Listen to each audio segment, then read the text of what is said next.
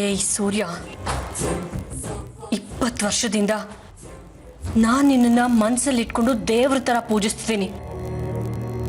ಬರೀ ಪೂಜಿಸ್ಲಿಲ್ಲ, ಬರೀ ಪ್ರೀತಿಸ್ಲಿಲ್ಲ, ನಿನ್ನನ್ನು ಆರಾಧಿಸ್ತಿದ್ದೀನಿ. ಆದ್ರೆ ನೀನು ಆರ್ತಿನ ಮನಸ್ಸಲ್ಲಿ ಇಟ್ಕೊಂಡು ಪೂಜಿಸ್ತಿದ್ಯಾ. ಈ 20 ವರ್ಷ ನೀನ್ ಪ್ರೀತಿನ ಪಡೆಯೋದಕ್ಕೆ ನಾನು ಎಷ್ಟೆಲ್ಲ ಕಷ್ಟಪಟ್ಟಿದ್ದೀನಿ ಗೊತ್ತಾ. ನೀನ್ ಸಂತೋಷ ಪಟ್ಟಾಗ ಅದು ನನ್ನ ಸಂತೋಷ ಅಂತ ಅನ್ಕೊಂಡು ಸಂಭ್ರಮ ಪಟ್ಟಿದ್ದೀನಿ. ನೀನ್ ದುಃಖ ಪಟ್ಟಾಗ ನಾನು ಕಣ್ಣೀರು ಹಾಕಿದ್ದೀನಿ. ನೀನು ಸೋತಾಗ ಅದು ನನ್ನ ಸೋಲು ಅಂತ ಅನ್ಕೊಂಡು ನಾನು ನೋವು ಅನುಭವಿಸಿದ್ದೀನಿ. ನಿನ್ನನ್ನ ನನ್ನ ಆತ್ಮ ಅನ್ಕೊಂಡಿದ್ದೆ. ನಿನ್ನನ್ನ ನನಗಿಂತ ಹೆಚ್ಚಿಗೆ ಯಾರು ಪ್ರೀತಿಸೋದಕ್ಕೆ ಸಾಧ್ಯನೇ ಇಲ್ಲ. ನನ್ನ ಸರ್ವಸ್ವನ್ನೇ ಕೊಡೋಕೆ ಸಿದ್ಧ ಆಗಿದ್ದೆ ನಿನಗೆ. ನನ್ನ ಶ್ರಮಕ್ಕೆ, ನಾನು ಪಟ್ಟ ಅವಮಾನಕ್ಕೆ ಏನ್ ಕೊಟ್ಟೆ ನೀ ನನಗೆ? ಸೆಕ್ರೆಟರಿ ಅನ್ನೋ ಪಟ್ಟ. ನೀನ್ ನನ್ನ ಪ್ರೀತಿನ ಅರ್ಥನೇ ಮಾಡ್ಕೊಳ್ಳಿಲ್ಲ, ಅವಮಾನ ಮಾಡ್ದೆ ಅಲ್ಲ. ಈಗ ನನ್ನ ಹೃದಯದಲ್ಲಿ ನಿನ್ ಬಗ್ಗೆ ಪ್ರೀತಿ ಇಲ್ಲ, ಬರೀ ದ್ವೇಷ, ಸೇಡು, ಅಸೂಯೆ ಅಷ್ಟೇ.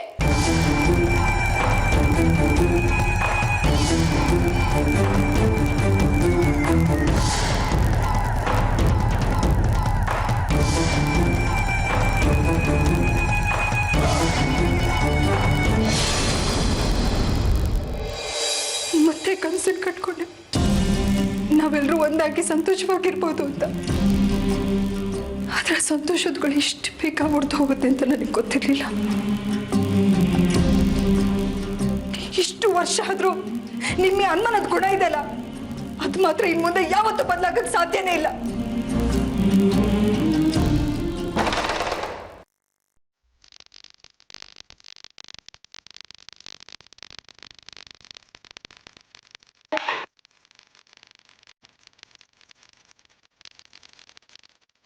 ಸಾರಿ ಸರ್, ಡಿಸ್ಟರ್ಬ್ ಮಾಡೋದನಾ? ಏನು ವಿಷಯ? ಅರ್ಜೆಂಟಾಗಿ ಕೆಲವೊಂದು ಫೈಲ್ಗಳಿಗೆ ಸೈನ್ ಬೇಕಿತ್ತು. ನೀವು ಸೈನ್ ಹಾಕಿ ಕಳಿಸಿದ್ರೆ ನಾನು ಆಫೀಸಿಗೆ ಕಳಿಸ್ತಿದ್ದೆ. ನೋಡು ಅರ್ಪಿತಾ, ನನ್ನ ಮನಸ್ಸು ಸರಿ ಇಲ್ಲ. ನೀನೇ ಎಲ್ಲ ಫೈಲ್ನು ಚೆಕ್ ಮಾಡಿಬಿಡು.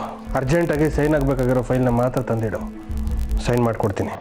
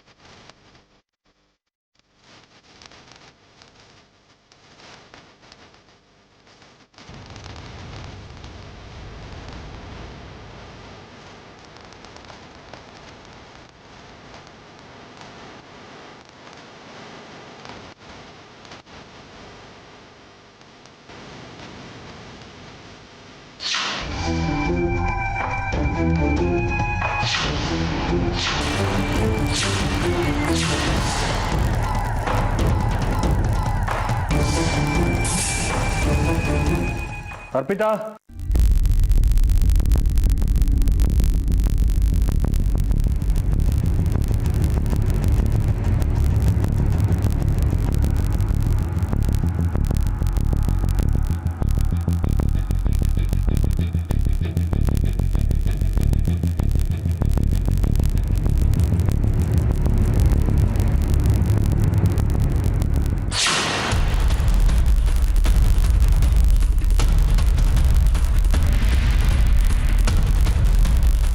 ಹಲೋ ಸರ್, ನೀವು ಕೊಟ್ಟ ಕೆಲಸನ ನಾನು ಮಾಡಿ ಮುಗಿಸ್ತೀನಿ.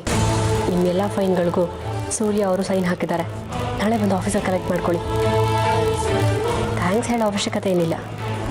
ನನ್ನ ಶಿಶು ವಿಹಾರದ ಕೆಲಸನ ನೀವು ಮುಗಿಸ್ಕೊಡಿ ಸಾಕು. ರಂಜಿತ್, ನೀನು ನಿಮ್ಮ ತಂದೆ ತರ ತಪ್ಪದಾರಿ ಹಿಡಿತಾ ಇದೆಯಲ್ಲೋ? ನೀನು ಮಾಡ್ತಾ ಇರೋದು ತಪ್ಪು ಅಂತ ಅನ್ನಿಸ್ತಾ ಇಲ್ವಾ ನಿನಗೆ? ಯೋಚನೆ ಮಾಡು. ನಿನಗೂ ಒಬ್ಬ ತಂಗಿ ಇದ್ದಿದ್ದು, ನೀನು ಸೂರ್ಯನ ಮಗಳ ಜೊತೆ ನಡ್ಕೊಂಡಿದ್ಯಲ್ಲ, ಅದೇ ರೀತಿ ನಿನ್ನ ತಂಗಿ ಜೊತೆ ಬೇರೆ ಯಾರಾದರೂ ನಡ್ಕೊಂಡಿದ್ದಿದ್ರೆ ಹೇಗೆ ಅನ್ನಿಸ್ತಾ ಇತ್ತು ನಿನಗೆ? ಬೇಜಾರಾಗ್ತಾ ಇರಲಿಲ್ವಾ? ಹೋಮ, ಮೊದಲು ನನಗೇನು ಅನ್ನಿಸ್ತಿಲ್ಲ. ಆದರೆ ಈಗ ನೀನು ಹೇಳ್ತಾ ಇರೋದು ಸರಿ ಅನ್ನಿಸ್ತಾ ಇದೆ. ನೀನು ನನ್ನ ಜೊತೆ ಇದ್ದಿದ್ರೆ ನಾನು ಈ ಥರ ಎಲ್ಲ ಮಾಡ್ತಿರಲಿಲ್ಲ ಅನ್ಸುತ್ತೆ. ಯಾಕೆ ಬಿಟ್ಟು ಹೋದೆ ನಾನು? ರಂಜಿತ್, ಓಹ್ ಡ್ಯಾಡ್, ಏನು ಇಷ್ಟೊಂದು ಖುಷಿಯಾಗಿದ್ದೀರಾ? ಏನು ವಿಷಯ? ತಗೋ, sweet news for you my son. ಇಷ್ಟು ದಿವಸ ಕತ್ಲಲ್ಲಿದ್ದ ನಮ್ಮ ಫೈಲಿಗೆ ಸೂರ್ಯನ ಬೆಳಕು ಬೀಳೋ ಹಾಗಾಯ್ತು. ಹೌದಾ? ಯಾವುದಂತ ಗೆಸ್ ಮಾಡ್ಕೊಳ್ಳೋಣ? Airport road flyover? ಅಲ್ಲ, ಅದಕ್ಕಿಂತ ದೊಡ್ಡ ಡೀಲು. ಯಾವುದು? ನನಗೆ ಗೆಸ್ ಮಾಡೋದಕ್ಕೂ ಆಗ್ತಿಲ್ಲ, ಕ್ಯೂರಿಯಾಸಿಟಿ ತಡ್ಕೊಳಕ್ಕೂ ಆಗ್ತಿಲ್ಲ. ನೀವೇ ಹೇಳ್ಬಿಡಿ ಯಾವುದು ಅಂತ. ತುಂಬಾ ದಿವಸದಿಂದ ಪೆಂಡಿಂಗ್ ಇತ್ತಲ್ಲ ಆ ಕಾಪರ್ ಮೈನಿಂಗ್ ಕಂಪನಿ ಫೈಲು, ಅದು ಅಪ್ರೂವ್ ಆಗಿದೆ. What dad? ಅದು ಇಲ್ಲೀಗಲ್ ಅಂತ ಸೂರ್ಯ ರಾಜಶೇಖರ್ ರಿಜೆಕ್ಟ್ ಮಾಡಿದ್ರಲ್ಲ, ಇದು ಹೇಗೆ ಸಾಧ್ಯ ಆಯ್ತು? ನಮ್ ಎಲ್ಲ ಅಸಾಧ್ಯವಾದ ಕೆಲಸಗಳನ್ನ ಸಾಧ್ಯ ಮಾಡೋಕೆ ಅಂತಾನೆ ಆ ಮನೇಲಿ ಒಬ್ಬಳಿದಾಳಲ್ಲ, ಅರ್ಪಿತಾ. ಎಸ್ ಮೈ ಸನ್, ಇವತ್ತು ಆ ಫೈಲ್ಗೆ ಅವಳೇ ಖುದ್ದಾಗಿ ಸೈನ್ ಮಾಡಿಸಿ ನನಗೆ ಫೋನ್ ಮಾಡಿ ಹೇಳಿದ್ಲು.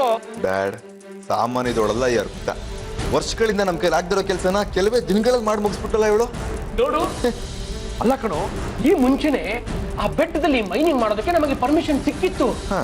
ಆದ್ರೆ MLA ಸೂರ್ಯ ಅಬ್ಜೆಕ್ಟ್ ಮಾಡಿದ್ರಿಂದ ಆ ಪ್ರಾಜೆಕ್ಟ್ ನ ಶುರು ಮಾಡೋದಕ್ಕಾಗಿರ್ಲಿಲ್ಲ. ಈಗ ಕೆಲಸ ಪ್ರಾರಂಭ ಮಾಡಬಹುದು. ಡ್ಯಾಡ್, ನಂಗೆ ನಂಬೋಕೆ ಆಗ್ತಿಲ್ಲ. ಖಂಡಿತ ಸೂರ್ಯನ್ಗೆ ಗೊತ್ತಿದ್ದು ಅದಕ್ಕೆ ಸೈನ್ ಮಾಡಿಕೊಡೋದಕ್ಕೆ ಚಾನ್ಸೇ ಇಲ್ಲ. ಕಣ್ ತಪ್ಪಿಸಿ ಇವಳದ್ ಹೇಗೆ ಸೈನ್ ಮಾಡಿಸ್ಕೊಂಡ್ಲು? ಅದನ್ನ ತಗೊಂಡು ನಮಗೇನು ಆಗ್ಬೇಕಾಗಿದೆ? ನಮಗೆ ನಮ್ ಕೆಲಸ ಆದ್ರೆ ಸಾಕು, ಅಷ್ಟೇ ತಾನೇ? ಆ ಫೈಲು ಅಷ್ಟೊಂದು ಇಂಪಾರ್ಟೆಂಟಾ? ಅಯ್ಯೋ, ಕೇಳ್ತಿಯಲ್ಲೇ ವೈಜು, ಒಂದಲ್ಲ ಎರಡಲ್ಲ ಕೋಟ್ಯಾಂತರ ರೂಪಾಯಿ ಪ್ರಾಜೆಕ್ಟ್ ಅದು. ಆ ಸೂರ್ಯ ಸೈನ್ ಮಾಡೋದ್ರಿಂದ ಆ ಫೈಲು ಮೂಲೆ ಸೇರ್ಕೊಂಡಿತ್ತು. ಈಗ ಅರ್ಪಿತಾ ಚಾಣಾಕ್ಷತನದಿಂದ ಆ ಫೈಲಿಗೆ ಒಂದು ಲೈಫ್ ಬಂದಿದೆ. ನೋಡ್ತಾ ಇರು, ಆ ಫೈಲ್ ನಮ್ಗೆ ಬಂದ ತಕ್ಷಣನೇ ನಮ್ ಕೆಲಸ ಪ್ರಾರಂಭ ಆಗತ್ತೆ. ದಿನಕ್ಕೆ ಕೋಟ್ಯಾಂತರ ರೂಪಾಯಿ ಲಾಭ ಆಗತ್ತೆ.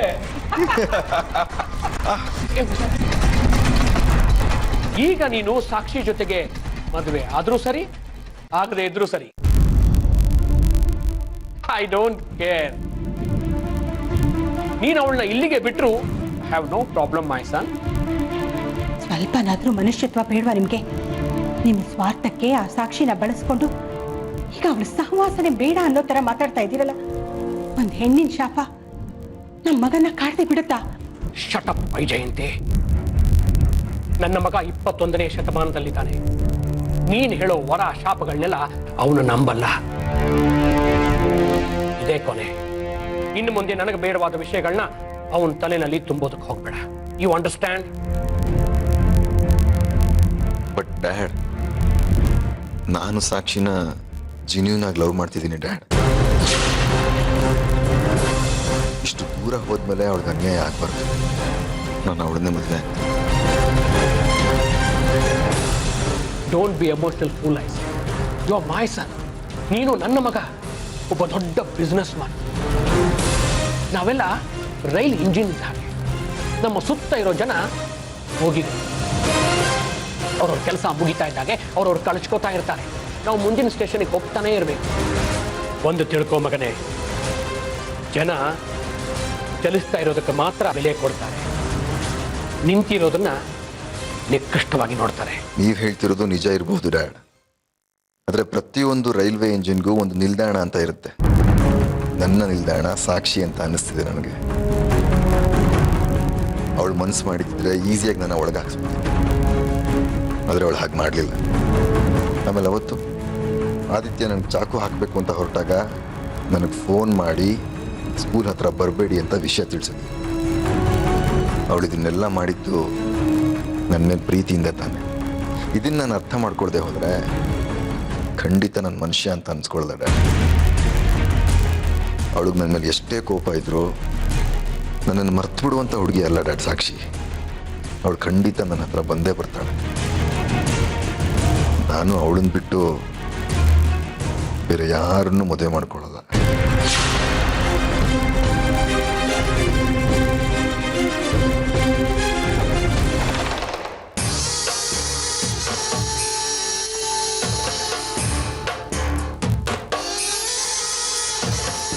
ಇಷ್ಟು ದಿನ ನನ್ನ ಪ್ರೀತಿ ಏನು ಅಂತ ನಿಂಗೆ ತೋರಿಸೋದಕ್ಕೆ ಪ್ರಯತ್ನ ಪಟ್ಟೆ. ನೀನು ನನ್ನ ಪ್ರೀತಿನ ಗುರುತಿಸ್ಲೇ ಇಲ್ಲ.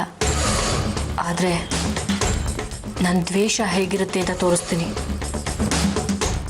ಅದನ್ನು ನೀನು ಗುರುತಿಸದೇ ಇರೋದಕ್ಕೆ ಸಾಧ್ಯನೇ ಇಲ್ಲ. ಇನ್ನು ನಿನ್ನ ಕೆಟ್ಟಗಳಿಗೆ ಶುರುವಾಗ್ತದೆ. ನೋಡ್ತಾ ಇರು, ಇನ್ನು ನಾನು ನಿನ್ನ ಹೇಗೆ ಕಾಡ್ತೀನಿ ಅಂತ. ಇಷ್ಟು ದಿನ ನೀನು ರಿಜೆಕ್ಟ್ ಮಾಡಿದಂತಹ ಚಿದಂಬರಂ ಫೈಲ್ಗೆ ನಿನಗೆ ಗೊತ್ತಿಲ್ಲದೆ ಇದ್ದ ಹಾಗೆ ಸೈನ್ ಮಾಡಿಸಿದ್ದೀನಿ. ಇದ್ರ ಮೂಲಕ ನಾನು ನಿನ್ನ ನಾಶಕ್ಕೆ ಮುಹೂರ್ತ ಇಟ್ಟಿದ್ದೀನಿ. ನನಗೆ ಸಿಗದೆ ಇರೋ ನೀನು ಆ ಆರ್ತಿಗೂ ಸಿಗಬಾರ್ದು. ಹಾಗೆ ಮಾಡ್ತೀನಿ.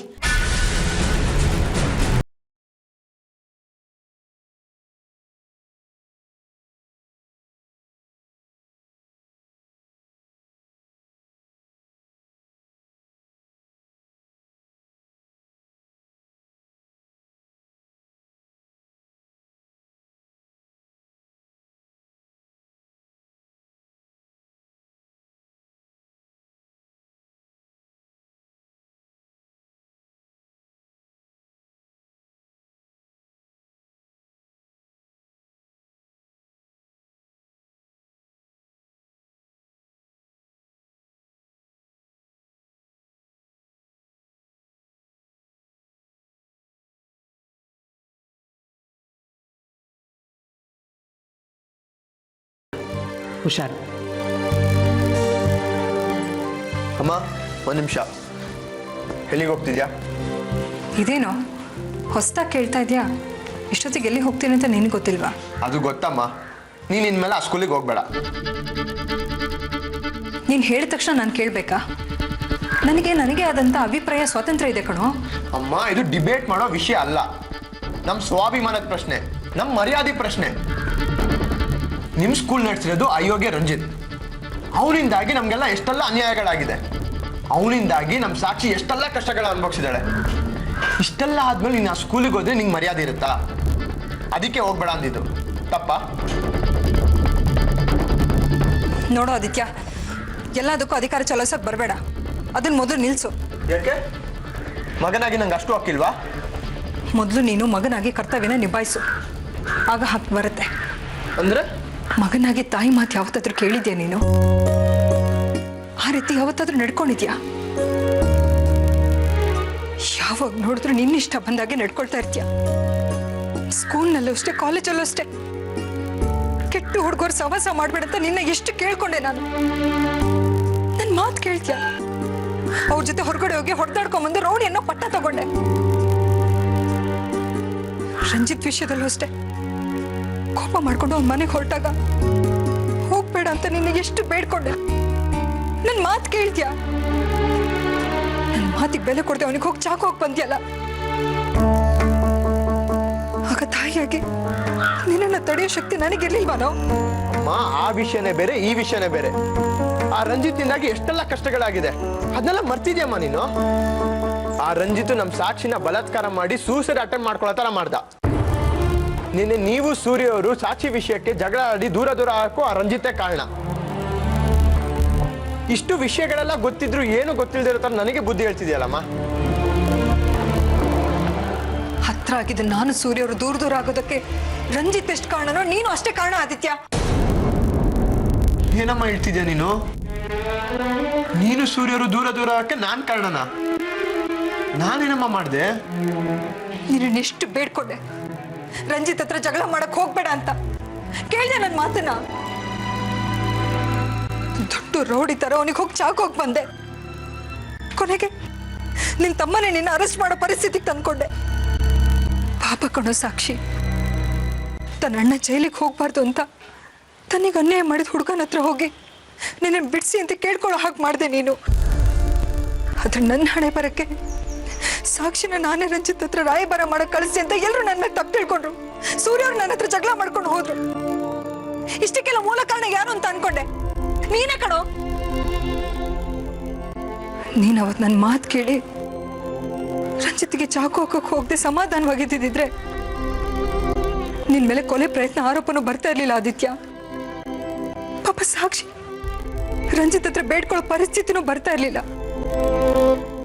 ಸೂರ್ಯರು ನನ್ನ ಮೇಲೆ ಸಂಶಯ ಪಟ್ಟು ಜಗಳ ಮಾಡ್ಕೊಂಡು ದೂರದೂರಾಗೋ ಪರಿಸ್ಥಿತಿ ಬರ್ತಾ ಇರ್ಲಿಲ್ಲ ಅಲ್ವಾ? ಇದಕ್ಕೆ ನಾನು ಹೇಳಿದ್ದು ಎಷ್ಟು ವರ್ಷ ಆದ್ಮೇಲೆ ಒಂದಾಗಿದ್ದು ನಾನು ಸೂರ್ಯವರು ಬೇರೆ ಬೇರೆ ಆಗೋದಕ್ಕೆ ರಂಜಿತ್ಗಿಂತ ನೀನೇ ಕಾರಣ ಅಂತ. ಏನಮ್ಮ ನೀನು? ನಾನೇನೋ ನ್ಯಾಯವಾದ ವಿಷಯ ಅಂತ ಹೇಳಿದ್ರೆ ತಪ್ಪೆಲ್ಲ ನಂದೆ ಅಂತ ನನ್ನ ತಲೆಗೆ ಕಟ್ತಿದ್ಯಲ್ಲ. ನಿನ್ನೆ ಬ್ಲೇಮ್ ಮಾಡಬೇಕು ಅಂತ ನಾನು ಹೇಳ್ತಾ ಇಲ್ಲ ಆದಿತ್ಯ. ನನ್ನ ಮನಸ್ಸಿನ ನೋವನ್ನ ನಿನ್ನ ಹತ್ರ ಹೇಳ್ಕೊಂಡೆ ಅಷ್ಟೆ. ಸೂರ್ಯವರು, ಆರ್ಯ, ಸಾಕ್ಷಿ, ನಾನು, ನೀನು, ಅಮ್ಮ ಎಲ್ಲರೂ ಸಂತೋಷವಾಗಿ ನಗ್ನಗ್ತಾ ಇರಬೇಕು ಅಂತ ಆ ದೇವ್ರ ಹತ್ರ ಇಷ್ಟು ವರ್ಷ ನಾನು ಬೇಡ್ಕೊಳ್ತಾ ಇದ್ದೆ. ಸೂರ್ಯವ್ರು ನನಗೆ ಸಿಕ್ಕಿ ನನ್ನ ಹತ್ರ ಮಾತಾಡಿದಾಗ, ನೀನು ಆರ್ಯ ಕಾಂಪ್ರಮೈಸ್ ಆದಾಗ, ನೀನು ಸೂರ್ಯ ಅವ್ರ ಹತ್ರ ಮಾತಾಡಿದಾಗ ನನಗೆಷ್ಟು ಸಂತೋಷ ಆಯಿತು ಗೊತ್ತಾ? ಆ ದೇವ್ರು ನನ್ನ ಆಸೆನೆಲ್ಲ ನೆರವೇರಿಸ್ಬಿಟ್ಟ ಅಂತ ಎಷ್ಟು ಸಂತೋಷ ಪಟ್ಟಿದ್ದೆ. ನಾವೆಲ್ಲರೂ ಸಾಕ್ಷಿ ಮದುವೆನ ಒಟ್ಟಿಗೆ ಮಾಡ್ಬೋದು ಅಂತ ಅನ್ಕೊಂಡಿದ್ದೆ ಕಣೋ. ಎಷ್ಟೋ ಕನಸುಗಳನ್ನ ಕಟ್ಕೊಂಡಿದ್ದೆ. ಆದ್ರೆ ನೀನು ದುಡುಕಿ ತಗೊಂಡಿರೋ ಈ ಕೆಟ್ಟ ನಿರ್ಧಾರ ಇದೆಯಲ್ಲ, ನನ್ನ 20 ವರ್ಷದ ಕನಸನ್ನ ಒಂದೇ ನಿಮಿಷದಲ್ಲಿ ಸುಟ್ಟಾಕ್ಬಿಡ್ತು ಕಣೋ, ಸುಟ್ಟಾಕ್ಬಿಡ್ತು.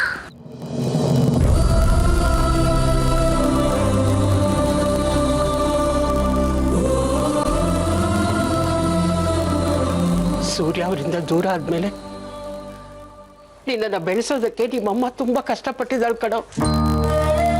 ತುಂಬಾನೇ ನೋವು ಅನುಭವಿಸಿದ್ದಾಳೆ. ಆದ್ರೆ ಒಂದಿನ ಕೂಡ ನಮ್ಮ ಮುಂದೆ ಕಣ್ಣೀರು ಹಾಕಿಲ್ಲ ಅವಳು. ಯಾಕೆ ಗೊತ್ತಾ? ದೊಡ್ಡವನಾದ್ಮೇಲೆ ನೀನು ನಿನ್ ಜವಾಬ್ದಾರಿನ ಅರ್ಥ ಮಾಡ್ಕೊಂಡು ನೆಮ್ಮದಿ ಕೊಡ್ತೀಯ ಅಂತ. ಆದ್ರೆ ನೀನು ಅವಳು ನೆಮ್ಮದಿನೇ ಕಿತ್ಕೊಂಡ್ಬಿಟ್ಟಿಯಲ್ಲೋ.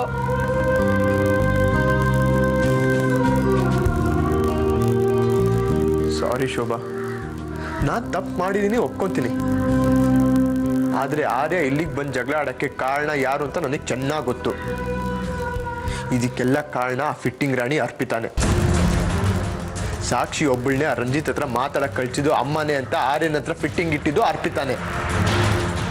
ಅವಳಿಗೆ ಇನ್ನೊಂದ್ಸಲ ಶಾಕ್ ಟ್ರೀಟ್ಮೆಂಟ್ ಕೊಟ್ಟರೆ ಎಲ್ಲ ಸರಿ ಹೋಗುತ್ತೆ. ನಾನು ಮಾಡಿದ ತಪ್ಪಿಗೆ ನಾನೇ ಸರಿ ಮಾಡ್ತೀನಿ. ಇನ್ಮೇಲೆ ಆರ್ಯ, ಅಮ್ಮ, ಸಾಕ್ಷಿ, ಅಪ್ಪ ಎಲ್ಲ ಒಟ್ಟಿಗೆ ಇರೋವಾಗ ನಾನು ಮಾಡ್ತೀನಿ. ಇನ್ಮೇಲೆ ಅಮ್ಮನ ಕಣ್ಣಲ್ಲಿ ಯಾವತ್ತೂ ನೀರು ಬರೋ ಥರ ನಾನು ನೋಡ್ಕೊತೀನಿ ಶೋಭಾ. I promise Shobha. ಅಷ್ಟು ಮಾಡಿ ಪುಣ್ಯ ಕಟ್ಕೊಳ್ಳೋ ಆದಿ. ಎಲ್ಲಿಗೆ ಹೋಗ್ತಾ ಇದೆಯಾ? ಹೇಳಿದ್ನಲ್ಲ ಶೋಭಾ, ಅರ್ಪಿತಂಗೆ ಶಾಕ್ ಟ್ರೀಟ್ಮೆಂಟ್ ಕೊಡಕ್ಕೆ. ಹುಷಾರು ಕಣೋ, ಆಮೇಲೆ ಅವಳಿಗೂ ಚಾಕು ಗೀಕು ಹಾಕ್ಬಿಟ್ಟಿಯ ನೀನು.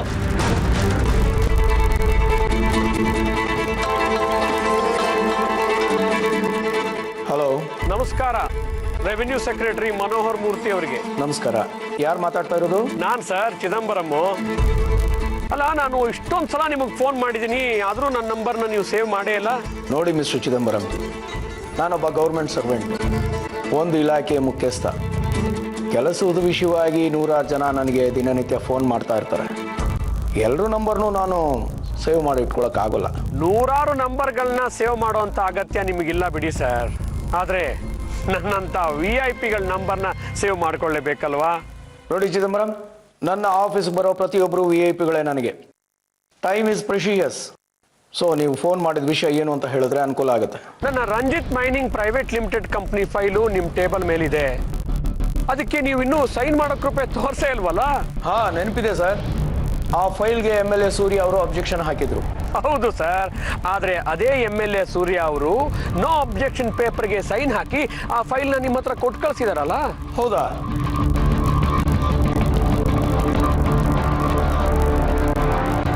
ನಿಮಗೆ ಸಂಬಂಧಪಟ್ಟ ಫೈಲು ಯಾವುದು ಇಲ್ಲಿಗೆ ಬಂದಿಲ್ವಲ್ಲ? ಬಂದಿರೋದು ಕನ್ಫರ್ಮ್ ಸರ್. ಸ್ವಲ್ಪ ಸರಿಯಾಗಿ ಚೆಕ್ ಮಾಡಿ ಹೇಳಿ. ನನ್ನ ಪ್ರಾಜೆಕ್ಟ್ಗೆ ಅಬ್ಜೆಕ್ಷನ್ ಹಾಕಿದ್ದ ಸೂರ್ಯ ರಾಜಶೇಖರ್ ಅವರೇ ನನ್ನ ಫೈಲ್ ಲೀಗಲ್ ಆಗಿದೆ ಅಂತ ಸೈನ್ ಹಾಕಿ ಕಳಿಸಿದ್ದಾರೆ. ಸ್ವಲ್ಪ ಸರಿಯಾಗಿ ನೋಡಿ.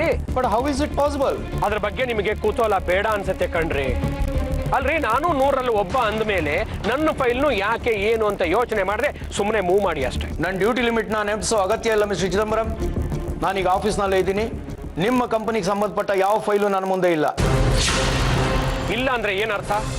ಸ್ವಲ್ಪ ಸರಿಯಾಗಿ ನೋಡಿ ಹೇಳಿ. ನಾನು ಸರಿಯಾಗಿ ನೋಡೇ ಹೇಳ್ತಾ ಇದ್ದೀನಿ. But how is it possible? I don't know mister Chidambaram. ನಾನು ಮುಂಚೆನೂ ಹೇಳಿದ್ದೆ, ಈಗಲೂ ಹೇಳ್ತಾ ಇದ್ದೀನಿ. ನೀವೇ ಒಂದು ಸಾರಿ ಸೂರ್ಯ ರಾಜಶೇಖರ್ ಅವ್ರನ್ನ ಮೀಟ್ ಮಾಡಿ ನಿಮ್ಮ ಫೈಲ್ಗೆ ಸಿಗ್ನೇಚರ್ ಮಾಡಿಸ್ಕೊಂಬನ್ನಿ. ಮಿಕ್ಕಿ ಪ್ರೊಸೀಜರ್ಸ್ನೆಲ್ಲ ನಾನು ಮಾಡ್ಕೊಡ್ತೀನಿ. Okay, thank you. Bloody hell, ನನ್ನ ಫೈಲ್ಗೆ ಸೂರ್ಯ ಸೈನ್ ಹಾಕಿದ್ದಾನೆ ಅಂತ ಸರಿಯಾಗಿ ನೋಡ್ದೇನೆ ಅರ್ಪಿತಾ ನನ್ನ ಮುಂದೆ ಹೇಳಿದ್ಲಾ?